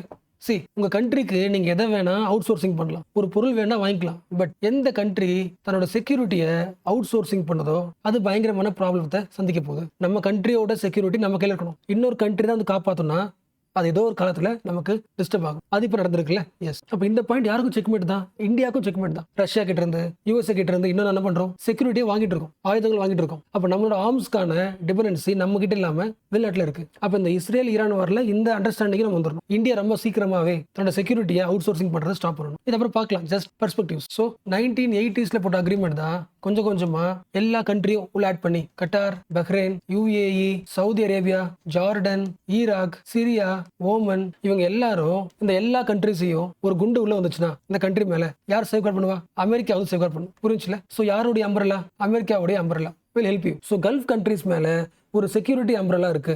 அதுக்கு ரீசன் என்னன்னா கார்ட்டரோட டாக்டரின். இந்த ஒரே ஒரு பாயிண்ட்னால இந்த கண்ட்ரிஸ்ல யாரு மேல குண்டு போட்டாலும், எங்க ஒரு இன்ஸ்டெபிலிட்டி வந்தாலும் அவங்களை சேஃப்கார்ட் பண்றது யாரு? அமெரிக்கா. அப்ப நீங்க டச் பண்ண உடனே அமெரிக்கா உள்ள வந்துரும். அமெரிக்கா உள்ள வருதுன்னா யூரோப்ல வந்துரும். இப்ப சொல்லுங்க, இந்த கண்ட்ரிஸ் யாராவது டச் பண்ணா யோசிப்பாங்களா? டச் பண்ணாம யோசிக்க மாட்டாங்களா? ரொம்ப காலமா இந்த கண்ட்ரிஸ், இந்த கல்ஃப் கண்ட்ரிஸ் ரொம்ப ஸ்டேபிளா இருந்த மெயின் ரீசன் இந்த ஒரே டாக்டரின். ஒன்ஸ் அகைன் இப்ப சொல்லுங்க, ஈரானோட எய்ம் என்ன? இப்ப லிஸ்ட் பண்ணுவோம்ல, இந்த எல்லா கண்ட்ரிஸும் எப்படி இருக்கு? மொனார்க்கியா இருக்கு, ராஜாக்களோட ஆட்சியா இருக்கு. இந்த எல்லா கண்ட்ரீஸ்லயும் இஸ்லாமிக் ரெவல்யூஷன் கொண்டு வர ஆசைப்படுது. பட் அந்த இஸ்லாமிக் ரெவல்யூஷன் பாசிபிளா? Not possible. ரீசன், எல்லா கண்ட்ரீஸும் ஒரு அம்ப்ரெல்லாக்குள்ள இருக்கு. The security architecture of Gulf region. And இன்னொரு பாயிண்ட், நீங்க யோசிச்சு பாத்தீங்களா, அமெரிக்கா வெஸ்டர்ன் சைட்ல எக்ஸ்ட்ரீம்ல இருக்கு, வெஸ்டர்ன் சைட்ல இருக்கு. இந்த கண்ட்ரிஸ் எல்லாமே ஈஸ்டர்ன் சைட்ல ஏஷியா இருக்காங்க. இங்க குண்டு போட்ட உடனே, இங்க அட்டாக் பண்ண உடனே எப்படி அமெரிக்கா அவ்வளவு தூரத்துல வந்துரும்? ரொம்ப லாங் டிஸ்டன்ஸ்ல யோசிக்க முடியல. அப்ப என்ன பண்ணாங்க? ஃபர்ஸ்டே பார்த்த மாதிரி தான், ஒவ்வொரு கண்ட்ரிஸ்குள்ளேயும் குட்டி அமெரிக்கா இருக்கும். இங்க ஒரு மிலிட்டரி பேஸ், அமெரிக்காவோட மிலிட்டரி பேஸ். இந்த எல்லா கண்ட்ரீஸ்லயுமே நீங்க ஒரு குட்டி அமெரிக்கா பார்க்கலாம். அங்க ஆபீஸ் இருக்கும், மிலிட்டரி பேஸ் இருக்கும், நேவல் பேஸ் இருக்கும், ஏர் பேஸ் இருக்கும், எல்லாமே இருக்கும். அப்ப அமெரிக்கன் மிலிட்டரி அங்க இருக்குது. லாஜிக் புரியுதுல? அப்ப அந்த கண்ட்ரீஸ்ல என்ன தோணும்? நம்ம கூட அமெரிக்காவே இருக்கு. அப்ப எந்த எக்ஸ்டர்னல் டேஞ்சர் வந்தாலும் அமெரிக்கா பார்த்துக்கும். ஓகேவா? அப்ப அந்த ஒவ்வொரு கண்ட்ரீஸ்குள்ளேயும் அமெரிக்காவோட மிலிட்டரி பேஸ், கப்பற்படை, ஏர்ஃபோர்ஸ், மிசைல் டிஃபென்ஸ் சிஸ்டம். ஒரு மிசைல் வந்துச்சுன்னா தடுக்கிறதுக்கான சிஸ்டம். யாராச்சும் அட்டாக் பண்ணுவாங்களா ஃபியூச்சர்ல? இன்டெலிஜென்ஸ் நெட்வொர்க், மற்ற எல்லா கண்ட்ரீஸ் கூடயும் சேர்ந்து ஒர்க் பண்றதுக்கான ஸ்ட்ராட்டஜிக் பார்ட்னர்ஷிப். இவ்வளவு விஷயங்களையும் ஒவ்வொரு கண்ட்ரிக்குள்ளேயும் உருவாக்கிட்டு இருந்துச்சு. மிலிட்டரி பேஸ் இருக்கு, நேவல் இருக்கு, ஏர் இருக்கு, இன்டெலிஜென்ஸ் ஃபோர்ஸும் இருக்கு, டிஃபென்ஸ் மெக்கானிசம் உருவாக்கிடுச்சு. வாய்ப்பே அடிக்கிறதுக்கு. ஆட்டோமேட்டிக்காவே இந்த எல்லா கண்ட்ரீஸ்க்கு என்ன வந்துருது? ஒரு கான்ஃபிடன்ஸ் வந்துருது. Confidence, psychology of confidence. என்ன சைக்காலஜி? இந்த உலகத்துல ஏதாவது ஒரு கண்ட்ரியோட ப்ரொடெக்ஷன் தேவைப்படும்னா மோஸ்ட் சேஃப்னா அமெரிக்கா தான். அமெரிக்கா மாதிரி பாதுகாப்பு தரதுல வேற யாரும் கிடையாது. டெக்னாலஜி அட்வான்ஸ்டும் அமெரிக்கா, ரொம்ப ஃபாஸ்டா ரெஸ்பான்ஸ் பண்றதுல அமெரிக்கா. அப்ப இந்த சைக்காலஜிக்கல் பிலீஃப் தான் இந்த ஃபுல்லா கல்ஃப் கண்ட்ரீஸையும் ஸ்ட்ராங்கா வச்சிருந்துச்சு morally. But what happened? Israel, America attacked the Iran. உங்களுக்கு தெரியும், ஈரானோட சீஃப் ஹெட்டா, ரிலிஜியஸ் ஹெட், சுப்ரீம் லீடர், அவரை கொண்டுட்டாங்க. இந்த கண்ட்ரி சும்மா இருக்குமா? What is the point? தன்னோட தலைவர் இறந்து போனதுக்கு அப்புறமும் அந்த கண்ட்ரி ஸ்ட்ராங்கா இருக்கு. என்ன ரீசன்? அவருக்கு ஆல்ரெடி வயசாயிடுச்சு, நிறைய வயசாயிடுச்சு. அப்ப என்னைக்காச்சும் சாவணும் உங்களுக்கு தெரியும். பிளஸ் அந்த கண்ட்ரி ஆல்ரெடி பவரை டீசென்ட்ரலைஸ் பண்ணி வச்சிச்சு. மெயின் தலைவரே காலி பண்ணிடுச்சு. பட் ஈரான் என்ன ஆகல? டிஃபீட் ஆகல. என்ன ரீசன்? ஈரானோட சூப்பர் லீடருக்கு தெரியும் தானே என்னைக்காச்சும் நம்ம அட்டாக் பண்ணுவாங்க. இதுக்கு முன்னாடி நிறைய கண்ட்ரீஸ்ல தலைவர்கள் இறந்து போயிருக்காங்க, கொலை பண்ணிருக்காங்க. அப்ப இஸ்லாமிக் ரெவல்யூஷன் இறங்கும் போது உயிர் போறதுன்றது சாதாரணம். அப்ப அவங்களோட கண்ட்ரியோட சிஸ்டம் எப்படி இருக்கு? Power is decentralised. அடுத்தடுத்து யார் என்ன ஒர்க் பண்ணுன்றது தெளிவாக பிளான் பண்ணப்பட்டுச்சு. ஸோ உங்களுக்கு தெரிஞ்சதுதான் ரிவிஷன். தலைவர் இறந்து போனதுக்கு அப்புறம் what was the plan of Iran? நம்ம அட்டாக் பண்ண வேண்டியது இஸ்ரேல் மட்டும் கிடையாது, நம்மளை சுற்றி இருக்கிற எல்லா கண்ட்ரீஸையும். மேலே பார்த்தோம் லிஸ்ட் ஆஃப் கண்ட்ரீஸ் அம்ப்ரெல்லால இருந்தாங்களே, அந்த ஒவ்வொரு கண்ட்ரிக்குள்ளே இருக்கிற அமெரிக்காவோட பேஸ் இருக்குல்ல, அமெரிக்காவோட பேஸ் அட்டாக் பண்ண ஆரம்பிச்சிட்டாங்க. So Iran threatened, attacked, attacking அமெரிக்காவோட மிலிட்டரி பேஸ். ஒவ்வொரு கண்ட்ரிலும் இருக்கிற மிலிட்டரி பேஸை, அமெரிக்கன் பேஸை அட்டாக் பண்றாங்க. அந்த கண்ட்ரியோட மோஸ்ட் கிரிட்டிக்கல் எனர்ஜி இன்ஃப்ராஸ்ட்ரக்சர்ல அட்டாக் பண்றாங்க. அந்த கண்ட்ரிஸோட மெயின் அசட் என்னது? ஆயில் தானே. அப்போ ஆயில் ஃபீல்டு எங்க இருக்கோ அங்க அட்டாக் பண்றாங்க. எது வழி ஆயில் போகுமோ அந்த ரூட், ஸ்ட்ரைட் ஆஃப் ஹார்மோஸ், அந்த ரூட்டையும் பிளாக் பண்றாங்க. இவ்வளவு பண்ணியும் அந்த கண்ட்ரிஸை தடுக்கிறதுக்கு யார் வரல? அமெரிக்கா வரல. அமெரிக்கா, இஸ்ரேல், ஈரான் அட்டாக் பண்ணிருக்காங்க. ஈரான் அட்டாக் பண்றது வேற. பட் ஈரான் ஒரு குண்டு போட்டுச்சுன்னா தடுக்கணும்ல, அதை தடுக்க வரல. அப்ப 1980s போட்ட ஒரு டாக்டரின் வந்து பயங்கரமான ஃபெயிர் ஆகுது. தன்னோட ஓன் கண்ட்ரி வந்து தனக்கான செக்யூரிட்டியை இம்ப்ரூவ் பண்ணாம இன்னொரு கண்ட்ரி டிபெண்ட் பண்ணதுனால பயங்கரமான problem for gulf countries. So what is the main point? இந்த கல்ஃப் ரீஜனை செக்யூரிட்டா பாத்துக்கிறேன்னு சொல்லிட்டு இருந்த அமெரிக்காவால தன்னோட மிலிட்டரி பேஸை செக்யூரிட்டா பாத்துக்க முடியல. அப்ப எந்த கண்ட்ரியையும் அதால செக்யூரிட்டா பாத்துக்க முடியாது. ஸோ இதுக்கப்புறம் இந்த வெஸ்ட் ஏஷியாவோட செக்யூரிட்டி ஆர்கிடெக்சர் மாறப்போகுது. அந்த எந்த கண்ட்ரிஸ்ல கிடையாது, ஓன் செல்ஃப் செக்யூரிட்டி சிஸ்டம் கிடையாது, அதை உருவாக்கல. அப்ப என்ன பண்ணுவாங்க ஃபியூச்சர்ல? தன்னோட செக்யூரிட்டிக்காக ரஷ்யா கிட்ட போகலாம், இல்லைன்னா சைனா கிட்ட போகலாம். அப்ப கல்ஃப் கண்ட்ரிஸோட செக்யூரிட்டி ஆர்கிடெக்சர் கார்ட்டர் டாக்டர் இருந்துச்சு, இப்போ வேற ஒரு ஸ்ட்ரக்சருக்கு மாற வாய்ப்பு உண்டு. கல்ஃபோட செக்யூரிட்டி ஸ்ட்ரக்சர் ஃபியூச்சர்ல மாறப்போகுது. ரீசன் புரிஞ்சிச்சுல? அந்த அம்பர்லா என்ன ஆகுது? வீக் ஆகுது. அப்ப வேற ஒரு அம்பர்லா ரெடி ஆகுறாங்க. ஒன்னு அவங்களா ரெடி ஆகலாம், இல்லைன்னா getting help from China or Russia. So coming வீக்ல எதையும் பாருங்க, ஒவ்வொரு கண்ட்ரிலையும் ஈரான் அட்டாக் பண்ணும்போது அந்த மிலிட்டரி பேஸ்ல என்ன ப்ராப்ளம்? ஏன் தடுக்க முடியல? மெயின் பாயிண்ட் வந்து ஒரு குண்டு போடுறாங்கன்னா தடுப்பாங்கல்ல, மிசைல் இன்டர்செப்டர்ஸ். லாஜிக் புரியல? ஒரு 100 குண்டு வருது, அதை தடுக்கிறதுக்கான குண்டு வரும்ல, இது போய் இந்த மிசைல்ஸ் எல்லாம் போய் பிளாக் பண்ணி வச்சுக்கலாம். பட் இந்த மிசைல் இன்டர்செப்டர்ஸ், இந்த மிசைல்ஸ் வந்து காலி ஆயிடுச்சு. மறுபடியும் எல்லா இடத்துலயும் அந்த மிசைல் இன்டர்செப்டரை ஃபில் பண்ண முடியாது. என்ன reason? Defence system is not unlimited, it is limited. ஏன்னா எப்ப வேணா ஈரான் இஸ்ரேல் அட்டாக் பண்ணலாம். அப்ப இஸ்ரேலா கல்ஃப் கண்ட்ரிஸ் பார்க்கும்போது அமெரிக்கா தன்னோட ஃபுல் ப்ரொடெக்ஷனையும் இஸ்ரேலுக்கு தரும். அப்ப எல்லா டிஃபென்ஸ் இன்டர்செப்டரையும் மிசைல் இன்டர்செப்டரையும் எங்க வச்சிருக்கோம் ப்ரையாரிட்டியா? இஸ்ரேலுக்கு ஃபியூச்சர்ல தேவைப்படும். இப்போ எல்லா கல்ஃப் கண்ட்ரிஸையும் கொடுத்துட்டா இஸ்ரேல் வீக் ஆயிடும். இது யாருக்கு தெரிய வருது? Gulf countries. நம்ம கண்ட்ரிக்குள்ள இருக்கிற மிலிட்டரி பேஸையே தடுக்கிறதுக்கான மிசைல் இன்டர்செப்டர் கிட்ட கிடையாது. நம்மள ப்ரையாரிட்டி பண்ணாம இஸ்ரேல் ப்ரையாரிட்டி பண்றாங்க. அப்ப இதுக்கப்புறம் அமெரிக்கா விட்டு தள்ளி போக வாய்ப்பு உண்டு. ஸோ கல்ஃப் கண்ட்ரிஸ் யோசிக்க ஆரம்பிச்சிட்டாங்க, யூஎஸ்ஏவால நமக்கு செக்யூரிட்டி தர முடியாது. So we have to find out the alternative security structure. So what is the core idea? இன்னொரு ஐடியா, எந்த ஒரு கண்ட்ரியாலையும் ஒரே டைம்ல மல்டிபிள் வாரை செய்ய முடியாது. அமெரிக்கா வந்தாலும் அது கிட்ட ரிசோர்ஸ் வந்து லிமிடெட் தான். ஒரு கண்ட்ரி அட்டாக் பண்ணலாம், ஒரு 4 கண்ட்ரியை at a time throughout the year attack பண்ண முடியாது. டிஃபென்ஸ் குறைஞ்சிக்கிட்டே இருக்கும். அண்ட் ஈவன் தோ ட்ரம்ப் ஆட்சிக்கு வரும்போது அவர் கொடுத்த முக்கியமான ரெக்கமெண்டேஷன் என்ன, மேனிஃபெஸ்டோல இதுக்கப்புறம் அமெரிக்கா தேவையில்லாம வாருக்கு செலவு பண்ணாது, அதிகமான காசு ஏஷியாவுக்கு யூரோப்புக்கு மிலிட்டரி டிஃபென்ஸ்க்கே போயிட்டு இருக்கு, என்னோட ஆட்சியில் அந்த காசெல்லாம் கட் செய்யப்படும், அதெல்லாம் அமெரிக்கன் மணி அமெரிக்காக்காக பயன்படுத்த தவிர ஏஷியாவுக்கோ யூரோப்புக்கோ செலவு பண்ண அவசியம் கிடையாது அப்படி சொல்லிட்டு வந்து ஆச்சு. அப்போ ஈரான் வார கூட எவ்வளவு சீக்கிரம் முடிக்க முடியும் தான் பார்ப்பாங்க தவிர லாங் டேர்மா நடத்த அவ்வளவு பண்ண மாட்டாங்க. லாங் டேர்மா நடந்துச்சுன்னா அமெரிக்கன் மக்கள் ட்ரம்ப்பை கேள்வி கேட்பாங்க, நீங்க வார் நடத்த மாட்டேன்னு சொல்றீங்க, நீங்களே என்ன பண்றீங்க, கண்டினியூஸா த்ரூ அவுட் தி ஏஷியா ஒவ்வொரு கண்ட்ரியா அட்டாக் பண்ணிட்டு இருக்கீங்க, த்ரூ அவுட் தி ஏஷியா ஒவ்வொரு கண்ட்ரிக்கும் மிலிட்டரி சப்போர்ட் தரீங்க, அது யாரோட காசு அப்படி கேட்கலாம். ஓகே தானே? ஸோ ஒன் செகண்ட் யாருக்கு லெசன், இந்தியாவுக்கு லெசன். இந்தியா யாருக்கு க்ளோஸா இருக்கு, ரஷ்யாவா அமெரிக்காவா? அமெரிக்கா. என்ன ரீசன்? அமெரிக்கா நமக்கு நிறைய ஆயுதங்களை தருது, security reasons. But most dangerous டைம்ல யாரு ப்ரையாரிட்டியோ அந்த பக்கம் தான் அமெரிக்கா போகும். நமக்கு ப்ரையாரிட்டி தருவாங்கன்னு அவசியம் கிடையாது, அது தெரிஞ்சு போச்சு. ஆக்சுவலா இந்தியாவுக்கு இது ஆல்ரெடி தெரியும்.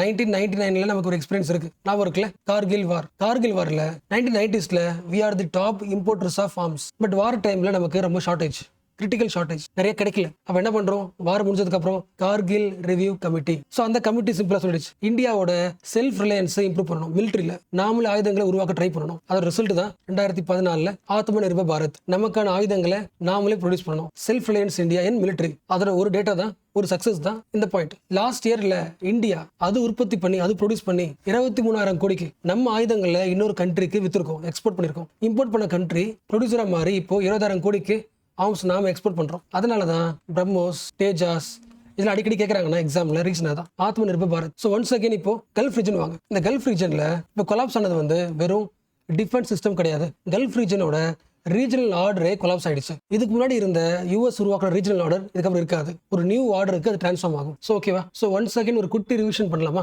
எங்க ஸ்டார்ட் பண்ணோம்? இந்த வாரோட மெயின் பர்பஸ் வந்து it is not military strike. மிலிட்டரியா ஈரான் அட்டாக் பண்றது எய்ம் கிடையாது. we are going to attack the Iran's ideology. அதாவது ஈரானோட ஆட்சியை, ஈரானோட ரெஜிமை ஹோல்டு பண்றது எது? ஐடியாலஜி. அப்போ அந்த ஐடியாலஜிக்கு யார் மெயின் ரெப்ரஸன்டேட்டிவோ அந்த ஆள் என்ன பண்ணலாம், காலி பண்ணியாச்சு. பட் ஈரான் என்ன பண்ணுது, எங்களுடைய ஐடியாலஜிக்கல் கமிட்மெண்ட்ஸ் இன்னும் நாங்கள் விடல, அது கவுண்டரா நாங்கள் என்ன பண்றோம், எங்களை அட்டாக் பண்ண இஸ்ரேல் அட்டாக் பண்ணல. எங்களோட மெயின் இலக்கு என்ன, வெஸ்டர்ன் இன்ஃப்ளூயன்ஸ் கல்ஃப்குள்ள வரக்கூடாது. அப்போ எங்கெல்லாம் மிலிட்டரி பேஸ் இருக்கோ எல்லா கண்ட்ரிஸையும் அட்டாக் பண்றோம். ஸோ நாங்கள் வாரம் என்ன பண்றோம், எக்ஸ்பாண்ட் பண்றோம். நீ ஒரு கண்ட்ரி அட்டாக் பண்ணல, இப்போ உன்னோட பேஸ் எங்கெல்லாம் இருக்கோ எல்லா கண்ட்ரிலும் அட்டாக் பண்ணி உன்னோட எக்கனாமிக் காஸ்ட்டை, மிலிட்டரி வார் காஸ்ட்டை அதிகமாக்குறோம். நாங்கள் தோத்தாலும் பரவாயில்ல, உங்களுக்கு ஒரு பெரிய காஸ்ட்டை, ஒரு பெரிய சேதாரத்தை உருவாக்க ட்ரை பண்றோம். ஸோ மிடில் ஈஸ்ட் கண்ட்ரீஸ்ல வார் என்ன ஆகுது, எக்ஸ்பேண்ட் ஆகுது. இது ஒரு பெர்ஸ்பெக்டிவ். அடுத்த பாயிண்ட், இந்த வெஸ்ட் ஏஷியாவில் ஒரு பவர் பாலிடிக்ஸ் பார்த்தாச்சு, இஸ்ரேல் வெர்சஸ் ஈரான். இன்னொரு பவர் பாலிடிக்ஸ் இருக்கு முஸ்லீம் மக்களுக்குள்ளவே, ஷியா குரூப்ஸ், இன்னொன்னு சுன்னிஸ். இஸ்லாமிக் ரிலிஜனுக்குள்ளவே 2 குரூப் இருக்குல்ல. அப்ப ஷியா மக்கள், ஷியா பேஸ்டு கண்ட்ரிஸ், அவங்களோட பாலிடிக்ஸ் வேற, சுன்னி மக்களோட பாலிடிக்ஸ் வேற. Iran is the simple of strong Shia state. அப்ப ஜென்ரலா பார்க்கும்போது it is an Islamic state, அதுக்குள்ள பார்க்கும்போது it is Shia state Iran. புரிஞ்சுல? ஃபார் எக்ஸாம்பிள் இப்போ ஈராக்ல எக்ஸாம் சொல்றேன், ஒரு கண்ட்ரி எடுத்துக்கிட்டா, இப்போ ஈராக் எடுத்துட்டோம்னா அந்த கண்ட்ரிக்குள்ள இருக்கிற மக்கள் ரெண்டா பிடிக்கலாமா, ஷியாஸ், சுன்னிஸ். அப்ப ஈராக்ல ஒரு இன்ஸ்டபிலிட்டி உருவாக்கணும்னா ஒரு குரூப் ஈரான் அனுப்புதுன்னா யாருக்கு சப்போர்ட் அனுப்பும், ஷியா மக்களுக்கு சப்போர்ட் அனுப்பும். அப்ப அவங்க யாரு, ஷியா மிலிட்டியா குரூப்ஸ். அந்த ஆர்ம்டு குரூப்ஸ் வந்து ஷியாஸா இருப்பாங்க. ஃபர்ஸ்ட் பார்த்தோம்ல, ஹெசபுல்லா, ஏமன், அந்த எல்லா குரூப்ஸுமே ஷியா ஆர்ம்டு குரூப்ஸ். இது ஓகேல. அடுத்து Sunni groups, Saudi Arabia, UAE, Qatar, Bahrain. Point புரியுதுல? அப்ப மொனார்கி வர்சஸ் ரிபப்ளிக், அது ஒரு பாலிடிக்ஸ். இன்னொரு politics Sunni state versus Shia state. அப்போ ஈரான் கண்ட்ரி இந்த எல்லா கண்ட்ரிக்குள்ள இருக்கிற மிலிட்டரி பேஸை, அமெரிக்கா மிலிட்டரி பேஸ் அட்டாக் பண்றது வழியாக 2 ஐடியாலஜிக்கல் வர சண்டை போடுது. ஒன்னு அகெயின்ஸ்ட் வெஸ்டர்ன் பவர், இது ஒன்னு. ஷியா வர்சஸ் சுன்னி கண்ட்ரிஸ், எல்லா சுன்னி கண்ட்ரிஸையும் அட்டாக் பண்றாங்க. ஸோ ஈரான் அட்டாக் பண்ற most of the countries are Gulf monarchies plus they are Sunni states. So this war is becoming the identity politics, identity based war, ideological war plus identity based war. புரியுதா? See, நம்ம country majority யாரு, Hindus. Prime minister Modi வச்சுக்கலாம். இப்போதைக்கு ஏதோ ஒரு கண்ட்ரில ஹிந்து மக்களை target பண்றாங்கன்னா நம்ம கண்ட்ரி பிரைம் மினிஸ்டர் மோடி என்ன பண்ணுவாரு, அந்த மக்களை சேஃப்கார்ட் பண்ணுவார்ல. இட் இஸ் அவர் டியூட்டி தானே சொல்லுவாங்க. அப்ப Iran country it is the Shia state. அப்ப ஷியா குரூப் வந்து எல்லா சுன்னி கண்ட்ரியும் அட்டாக் பண்றாங்கன்னா இப்போ ஏஷியாவில் இன்னொரு சைடுக்கு வாங்க, சவுத் ஏஷியாக்கு வாங்க, இல்லைன்னா நியர்பை பாகிஸ்தான் வாங்க. பாகிஸ்தான் லார்ஜ்லி என்ன பாப்புலேஷன், சுன்னி பாப்புலேஷன். அப்ப பாகிஸ்தானுக்கு ஆட்டோமேட்டிக்கா சுன்னி மக்களை சேஃப்கார்ட் பண்ண டியூட்டி இருக்குல்ல, அது ஒரு ஆங்கிள். இந்த கண்ட்ரிக்குள்ள இருக்கிற மக்கள் ஆயிடுவாங்க அகைன் சுன்னி வர்சஸ் ஷியா. லாஜிக் புரியுதுல? சி ஆல்ரெடி ஹிஸ்டாரிக்கலா பாகிஸ்தான்ல ஷியா வர்சஸ் சன்னி இந்த பொலிட்டிக்கல் ரிவால்ரி ஆல்ரெடி இருக்கு. பட் அகைன் இப்போ என்ன ஆகலாம், வெஸ்ட் ஏஷியா முழுக்க ஷியா வர்சஸ் சுன்னி வார் நடக்குது. அப்போ பாகிஸ்தானுக்குள்ளேயும் ஷியா வர்சஸ் சுன்னி நடக்கலாம்ல. அப்போ வெஸ்ட் ஏஷியாவில் நடக்கிற இன்ஸ்டெபிலிட்டி பாகிஸ்தானை டிஸ்டர்ப் பண்ணலாம். பாகிஸ்தான், ஆப்கானிஸ்தான், பலுச்சிஸ்தான் ஒவ்வொரு கண்ட்ரிஸா இன்ஸ்டெபிலிட்டி நோக்கி போறதுக்கு வாய்ப்பு உண்டு. லாஜிக் புரியுதுல? வெஸ்ட் ஏஷியாவில் ஒரு இன்ஸ்டெபிலிட்டி உருவாகுது. What is the reason? Identity politics, Shia versus Sunni. That instability might spread to South Asia also. So ஓரளவுக்கு புரிஞ்சிச்சுல. ஸோ இப்போ என்ன பண்ணலாம்னா, மறுபடியும் அந்த ஃபர்ஸ்ட் பேசிக் கொஸ்டின் இருக்குல்ல, நம்ம லாஸ்ட் கிளாஸ்ல பார்த்தோம்ல, அண்ட் இந்த ஸ்டார்டிங்கும் பார்த்தோம். இஸ்ரேலுக்கு ஈரான்ல ஒரு நியூ ஆட்சி உருவாக்கணும், நார்மல் ஸ்டேட்டை உருவாக்கணும். எப்படி இருக்கு? இஸ்லாமிக் ஸ்டேட்டா இருக்கு. ஓகே, அந்த ரெவல்யூஷன்லாம் இல்லாம நார்மல் டெமோக்ராட்டிக் ஸ்டேட் இதை உருவாக்கணும். அதுக்கு என்ன பண்ணணும்? இப்போ இருக்கிற ஆட்சியை கவுக்கணும். அப்போ ஒரு கண்ட்ரிக்குள்ள போயிட்டு ஒரு தலைவர் அட்டாக் பண்ணி ஒரு ரெஜிம சேஞ்சை உருவாக்கி ஒரு நார்மல் ஸ்டேட்டா டெமோக்ராட்டிக் ஸ்டேட்டா அவ்வளோ ஈஸியாக மாற்றிட முடியுமா? அடுத்த கொஸ்டின். ஸோ ஆன்சர் இஸ் வாய்ப்பே கிடையாது. பாயிண்ட் புரிஞ்சுல? எவ்வளோ மிசைல் அனுப்பினாலும், எவ்வளோ பாம்பு போட்டாலும், எத்தனை பேர் கொலை பண்ணாலும் ஒரு கண்ட்ரியோட ஐடியாலஜியை மாத்துறது அவ்வளோ சிம்பிள் கிடையாது. The best example Iraq. இப்போ என்ன ஸ்டோரியோ same story. USA, America invaded the Iraq, attack பண்ணுச்சு. என்ன ரீசன்? ஈராக்ல இந்த உலகத்தை அழிக்கிறதுக்கான மாஸ் வெப்பன்ஸ் இருக்கு, வெப்பன்ஸ் ஆஃப் மாஸ் டிஸ்ட்ரக்ஷன், பெரிய அழிவு உருவாக்குற அளவுக்கு வெப்பன்ஸ் இருக்கு. அப்ப இந்த ஸ்டேட் என்ன பண்ணலாம்? இது காரணமான ரெஜிம் இருக்குல்ல, ஆட்சியாளர், அவர் காலி பண்ணலாம். ஆள் யாரு? Saddam Hussein. ஸோ யூஎஸ்ஏ ஈராக்ல போகுது, மாஸ் வெப்பன்ஸ் தேடுது, எந்த வெப்பனும் கிடைக்கல, இவரையும் தூக்கியாச்சு. ஸோ யூஎஸ்ஏ அசீவ்டு தட் ஒரு நியூ ரெஜிம் உருவாக்கியாச்சு, ஏன்னா பழைய தலைவரை தூக்கியாச்சு. பட் ஈராக்ல இன்ன வரைக்கும் அமெரிக்காவால ஒரு ரெஜிமை தூக்கினதுக்கு அப்புறம் ஒரு நியூ ஸ்டேபிள் கவர்மெண்ட் உருவாக்க முடியல. இப்போ வரைக்குமே insurgency, செக்டரியன் violence, political fragmentation. So ஈராக்ல ஒரு ஸ்டெபிலிட்டி உருவாக்கணும் உள்ள வந்த அமெரிக்கா இன்ன வரைக்கும் நிறைய பேர் இறந்தாங்களே தவிர இன்னும் ஸ்டெபிலிட்டி உருவாக்க முடியல. அடுத்தது 2001 வாங்க, செப்டம்பர் 11 அட்டாக். அதுக்கப்புறம் அமெரிக்கா முடிவு பண்ணுது, இதுக்கப்புறம் இந்த உலகத்துல எந்த கண்ட்ரிக்குள்ளேயும் டெரரிஸ்ட் இருக்கக்கூடாது. எல்லாரும் எங்க இருக்காங்க? ஆப்கானிஸ்தான். யார் இருக்கா? தாலிபான். ஸோ ஆப்கானிஸ்தானை விடுதலை செய்ய போறோம், தாலிபானை அழிக்க போறோம். லாங் வார் போடுறாங்க. ஸோ தாலிபான், அல்கொய்தா எல்லாரையும் காலி பண்ணிட்டு ஒரு டெமோக்ராட்டிக் ஸ்டேட்டை ஆப்கானிஸ்தான் உருவாக்கணும், நியூ ரெஜிம் உருவாக்கணும், பெண்களுக்கு விடுதலை தரணும். தாலிபான் ஆட்சியில இருந்து மிஷன் கிரீப். ஸோ டெரரிஸ்ட் அழிக்கணும், மக்களுக்கு விடுதலை தரணும், கேர்ள்ஸ் சேஃப்கார்ட் பண்ணணும், டெமோக்ரஸி உருவாக்கணும். So what is result? இப்போ ஆப்கானிஸ்தான் ரூல் பண்றது தாலிபான் தான். No democracy. ஸோ இது வரைக்கும் அமெரிக்கா போட்ட எந்த ஒரு வாரம் அந்த கண்ட்ரியில டெமோக்ரஸி உருவாக்கணும் கிடையாது. நீங்க யாரோட பவர் கூட நினைச்சீங்களோ அந்த குரூப் தான், தாலிபான் தான் ஆட்சி செய்யுது. அப்போ ஒரு கண்ட்ரிக்குள்ள டெமோக்ரஸி உருவாக்கணும்னா, ஸ்டெபிலிட்டி உருவாக்கணும்னா வெறும் மிலிட்டரி இன்டர்வென்ஷன் வழியாக மட்டும் போய் சண்டை போட்டு மட்டும் அந்த கண்ட்ரியில ஒரு ஸ்டெபிலிட்டியோ டெமோக்ரஸியோ உருவாக்க முடியாது. அதுக்கு பல எக்ஸாம்பிள்ல Iraq, Afghanistan, these are the real historical examples. அப்ப இந்த ஹிஸ்டரியோட ஈரானை யோசிச்சு பாருங்க. இப்ப கம்பேர் பண்ணதை விட செம ஸ்ட்ராங் ஸ்டேட் ஈரான், பெரிய ஸ்டேட், பெரிய சிவிலைசேஷன், மற்ற எல்லா கண்ட்ரியை விட தேசிய அடையாளம், national identity, political institutions, regional influence ரொம்ப அதிகமாக இருக்கிற ஒரு ஸ்டேட். ஸோ ஈரான்ல ஒரு நியூ ரெஜிமியோ நியூ ஸ்டெபிலிட்டியை உருவாக்க வாய்ப்பு கிடையாது. அது என்ன ஐடியாலஜியில் இருக்கோ அதே ஐடியாலஜி தான் கண்டினியூ ஆகும். இஸ்ரேலுக்கு என்ன டேஞ்சர் யோசிக்கிறீங்களோ அந்த டேஞ்சர்ல இருந்து அதை காப்பாற்ற முடியாது, அது இருக்கும். That is civilisational. இப்போ இந்த ஃபுல் இஷ்யூ எடுத்துக்கிட்டு இந்தியாவுக்கு வரலாம். இந்தியா அண்ட் வெஸ்ட் ஏஷியா ஒரு பயங்கரமான பிரச்சனையில இந்தியா மாட்டிக்கிட்டு இருக்கு. இந்தியா இஸ்ரேலுக்கும் ஃப்ரெண்டு, ஈரானுக்கும் ஃப்ரெண்டு. இந்த வாரில் இது வரைக்கும் வாட் இஸ் இந்தியா ஸ்ட்ராட்டஜி? இந்தியாவுக்கு தெரிஞ்சது எல்லாமே பீயிங் சைலண்ட். இஸ்ரேல் கூட போயிட்டு தனியா பைலேட்டரல் அக்ரிமெண்ட், ஈரான் கூட போயிட்டு தனியா பைலேட்டரல் அக்ரிமெண்ட். ஸோ தன்னோட ரெண்டு ஃப்ரெண்ட்ஸும் அடிச்சுக்கிட்டாலும் சண்டையை சரி பண்ணதுக்கு அது யோசிக்கல. தனித்தனி என்ன பண்ணுது? ட்ரேட் பண்றதுல அக்ரிமெண்ட் போட்டு ரெண்டு கண்ட்ரியும் ஃப்ரெண்ட்லியா வச்சுக்குது. பட் ரொம்ப நாளைக்கு அப்படி இருக்க முடியாது. என்ன ரீசன்? இந்த ஃபுல் ரீஜன்லயும் அஃபெக்ட் ஆகிறது யாரு? Indian people. ஸோ இந்தியாவுக்கு காசு சம்பாதிச்சு தர பாப்புலேஷன்ல குறிப்பிட்ட பாப்புலேஷன் அதிகமான ரெமிட்டன்ஸ் காசு இந்தியாவுக்கு வர்றது வெஸ்ட் ஏஷியால இருந்து. வெஸ்ட் ஏஷியால இருக்க எல்லா கண்ட்ரீஸ்லயும் இன்ஸ்டபிலிட்டினா இந்தியாவோட இன்கமே பாதிக்கும். அதோட முக்கியம், இந்த எல்லா கண்ட்ரீஸ் கிட்ட இருந்து ஆயில் வாங்குறோம். இந்த எல்லா கண்ட்ரீஸ்லயும் ஆயில் ப்ரொடக்ஷன் போச்சுன்னா இந்தியாவோட பாலிடிக்ஸ் அடுத்த நொடியே நின்றோம். ஆயில் விலை அதிகமாயிடுச்சுன்னா எல்லா வேலையும் அதிகமாயிடும். அப்ப இதுக்கு முன்னாடி வரைக்கும் தனித்தனியா பைலேட்டரல் ட்ரேட் போட்டு மேனேஜ் பண்ணதுல ஓகே. இப்ப ஃபுல் ரீஜனுமே இன்ஸ்டபிளா மாறும்போது அந்த இன்ஸ்டபிலிட்டி இந்தியாவே அஃபெக்ட் பண்ணும். ஸோ சீக்கிரமா இந்தியா உள்ள இன்டர்ஃபியர் ஆகி சரி பண்ண ட்ரை பண்ணி ஆகணும். ஆச்சு புரியுதுல? India is friendly with Israel, Saudi Arabia, Iran, Qatar, Oman. இப்போ இந்த எல்லா கண்ட்ரீஸ் கிட்டையும் தனித்தனியா நீ பேசிட்டே இருந்தனா என்ன பண்ணுவாங்க? அதை வாட்ச் பண்ணுவாங்கல்ல, ட்ரஸ்ட் போயிடுங்கள. அப்போ இந்த ஃபுல் கண்ட்ரிக்கான ஒரு ரீஜனல் ஸ்ட்ராட்டஜியை இந்தியா உருவாக்கணும். தனித்தனியா போய் பேசி பைலேட்டரல் அக்ரிமெண்ட் போறது வழியாக அந்த கண்ட்ரி என்னாகாது, அந்த ரீஜன் என்னாகாது, ஸ்டேபிளா மாறாது. அப்போ அந்த ரீஜனோட ஸ்டெபிலிட்டிக்காக இந்தியா வெஸ்ட் ஏஷியாவை எப்படி பார்க்க போகுது? ஒரு ஸ்ட்ராட்டஜி உருவாக்கணும். அண்ட் லாஸ்ட் இம்பார்ட்டன்ட் பாயிண்ட், இந்த எல்லா வாரம் எங்க நடக்குது? ரியலா கிரவுண்ட் நடந்தாலும் அந்த கிரவுண்ட் ரியாலிட்டி நமக்கு எப்படி தெரியும்? நாம வார நேரடியாக பார்க்கல, எதுவுமே தெரியும் யூடியூப்ல மேக்ஸிமம், சோஷியல் மீடியா இல்லைனா AI tools. So what is the point? இந்த வெஸ்டர்ன் கண்ட்ரீஸ் இந்த வார வெறும் மிலிட்டரியாவையோ ஐடியாலஜிக்கலாவோ இது மட்டும் வார உருவாக்கல. they are doing war also in AI through algorithm. இந்த வார பத்தி உங்களுக்கு எந்த மாதிரி ஐடியா கிடைக்கணுன்றது எங்க இருக்கு? அல்காரிதம் இருக்கு. உங்களுக்கு எந்த வீடியோஸ் வந்து சேருது, எந்த பாயிண்ட் ஆஃப் வியூ முன் வைக்குது, இது எல்லாத்த விட ஏஐ சிஸ்டம். நீ ஏஐல ஒரு கொஸ்டின் கேட்குற இந்த வார பத்தி, அது கொடுக்குற ஆன்சர் கரெக்டா இருக்குமா? பையஸ்டா இருக்கும். Reason, this AI architecture is founded by western companies, western datas, western culture. For example, நம்ம இந்தியாவுக்கு நியர்பை இருக்கிற ஸ்ரீலங்கா கடல்ல IRIS டினா ஞாபகம் இருக்குல்ல, ஈரானோட ஒரு கப்பலை வார்ஷிப்புங்க, அது கடல்ல போயிட்டு இருக்கிற வார்ஷிப்பை கடலுக்கு அடியில் இருக்கிற அமெரிக்காவோட சப்மரின் நீர்மூழ்கி கப்பல் என்ன பண்ணிருக்கு, ஃபர்ஸ்ட் டைம் கீழே இருந்து மேலே போயிட்டு இருக்க ஷிப்பை ஈரானோட வார்ஷிப்பை அட்டாக் பண்ணி காலி பண்ணிச்சு, மூழ்கிடுச்சு. இந்த ஈவெண்ட், இந்த வார் அட்டாக் எங்க நடந்திருக்கு? ஸ்ரீலங்காவோட எக்ஸ்க்ளூசிவ் எக்கனாமிக் ஜோன்ல, அதோட கடல்ல. ஸோ ஒரு கண்ட்ரில இருந்து 200 நாட்டிக்கல் மைல்ஸ் வரைக்கும் யாரோட பகுதி? ஒரு கண்ட்ரியோட எக்ஸ்க்ளூசிவ் எக்கனாமிக் ஜோன். அப்ப அந்த ரீஜன்ல எக்கனாமிக்கலா எல்லாத்தையுமே மைனிங் பண்றது, ட்ரில்லிங் பண்றது எல்லாமே அந்த கண்ட்ரி பண்ணிக்கலாம். பட் எக்ஸ்ட்ரா ஒரு எக்ஸெப்ஷன், இந்த 200 நாட்டிக்கல் மைல்ஸ் வந்து உனக்கு எக்கனாமிக்கலி எக்ஸ்க்ளூசிவ். பட் ஒருவேளை மற்ற கப்பல் வந்துச்சுன்னா அது டிராவல் பண்ணிக்கலாம். யார் சொல்றா? UNCLOS, யுனைடெட் நேஷனோட கடல் பத்தின rules, United Nation convention for law for the sea, law of the sea. ஓகேல, ஒரு கண்ட்ரியோட கோஸ்டல் லைன்ல 200 நாட்டிக்கல் மைல்ஸ் நீங்க என்ன பண்ணிக்கலாம், அந்த கண்ட்ரி எக்கனாமிக் பயன்படுத்திக்கலாம். பட் இன்னொரு கண்ட்ரியோட ஷிப் பாஸ் ஆகுச்சுன்னா பாஸ் பண்ணிக்கலாம். ஓகேல, மற்ற கண்ட்ரியோட கப்பல் நேவிகேஷன் பண்ணிக்கலாம். Article 58 of UNCLOS. இது வாட் இஸ் நேவிகேஷன் அப்படின்னா, கமர்ஷியலா மிலிட்டரியா அப்படின்னு ஏல கொஸ்டின் கேட்கும்போது கமர்ஷியலாவும் இருக்கலாம், மிலிட்டரியாவும் இருக்கலாம். அமெரிக்கா அட்டாக் பண்ணது தப்பு கிடையாது, மிலிட்டரி இன்டர்வென்ஷன் பண்ண முடியும்னு யார் சொல்றா? ஏஐ சொல்லுது. என்ன ரீசன்? ஏஐ கொடுக்குற ஆன்சர் யாரோட point of view? Western point of. What is western point of view? ஒரு கண்ட்ரியோட 200 நாட்டிக்கல் மைல்ஸ்குள்ள இருக்கிற கடல்ல எந்த ஷிப் வேணா போலாம், அந்த ஷிப்பை மிலிட்டரி இன்டர்வென்ஷன் பண்ண முடியும். பட் மிலிட்டரி இன்டர்வென்ஷன் ரூல் கிளாஸ்ல என்ன கிடையாது, ரூல் கிடையாது. பட் இந்தியா பாயிண்ட் ஆஃப் என்ன? அப்படிலாம் கிடையாது.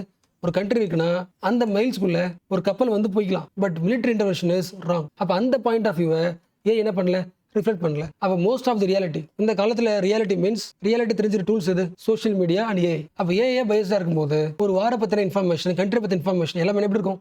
பயஸ்டா இருக்கும், ஏஷியாவுக்கு அகேன்ஸ்டா இருக்கும். அப்ப என்ன பண்ணணும்? நமக்கு தேவையான foundations, chips, computer architectures, data pipelines, foundational models, cloud platform, எல்லா ஃபவுண்டேஷன் நாம உருவாக்கணும். இப்போ என்ன பண்ணிருக்கோம்? எல்லா ஃபவுண்டேஷன் மாடலையும் யூஎஸ் கிட்ட இருந்து வாங்கிட்டு அதை யூஸ் பண்ணி என்ன பண்ணிருக்கோம்? ஆப் கிரியேட் பண்ணிருக்கோம். ஸோ ஆப் கிரியேட் பண்றதுன்றது ஜஸ்ட் சர்ஃபேஸ். இந்த ஆப் கிரியேட் பண்றதுக்கான ஃபவுண்டேஷன் மாடல் இருக்குல்ல, அந்த மாடல் வந்து இன்டர்நெஸ்டா மாறணும். இப்போதைக்கு USA ஏ இருக்கு, சைனா ஏ இருக்கு. இது ரெண்டுத்தையும் நம்மளால இப்போதைக்கு வாங்க முடியாது. Even we are relying on USA, future work out ஆகாது. இதுக்கு ஆல்டர்னேட்டிவா ஒரு ஃபவுண்டேஷனை நாம உருவாக்கணும். பயன்படுதா? எப்படி வந்து மிலிட்டரி செக்யூரிட்டியை அவுட் சோர்சிங் பண்ண முடியாதோ, அதே மாதிரி டிஜிட்டல் செக்யூரிட்டியையும் அவுட் சோர்சிங் பண்ணக்கூடாது. சீக்கிரமா இதுலயும் ஆத்ம நிர்பர் பாரத் உருவாக்கணும். ஓகேல, பொலிட்டிக்கல் சாவரிட்டி எந்த அளவுக்கு முக்கியமோ அதே அளவுக்கு intellectual sovereignty and digital sovereignty is most important. ஓகேல, so real geopolitical message lies in the discussion about AI. Point புரியுதா? சி, ஃபியூச்சர்ல எல்லா காலேஜஸ், எல்லா ஸ்கூல்ஸ், எல்லா யூனிவர்சிட்டிஸ், எல்லா லாயர்ஸ், எல்லா திங்க் டேங்க்ஸ் எல்லாருமே ஏஐ பயன்படுத்துவாங்க. Those AIs are made by Google, ChatGPT, all are western technologies. உங்க கண்ட்ரிக்குள்ள வந்து ஒவ்வொரு இண்டிவிஜுவல்ஸும் எப்படி சிந்திக்கணும், எந்த பாயிண்ட் ஆஃப் வியூ பார்க்கணும் அப்படின்றத வெஸ்டர்ன் டெக்னாலஜி முடிவு பண்ணுது. So this is the next important geopolitical insecurity. ஓகேல, ஒரு ரியாலிட்டியை ஒவ்வொரு மக்களும் எப்படி புரிஞ்சுக்கணும், அந்த பர்செப்ஷனை வெஸ்டர்ன் டெக்னாலஜியால ஈஸியா உருவாக்கிட முடியும் அவங்க ஃபேவரா ஃபியூச்சர்ல. So this is the hidden Jio politics.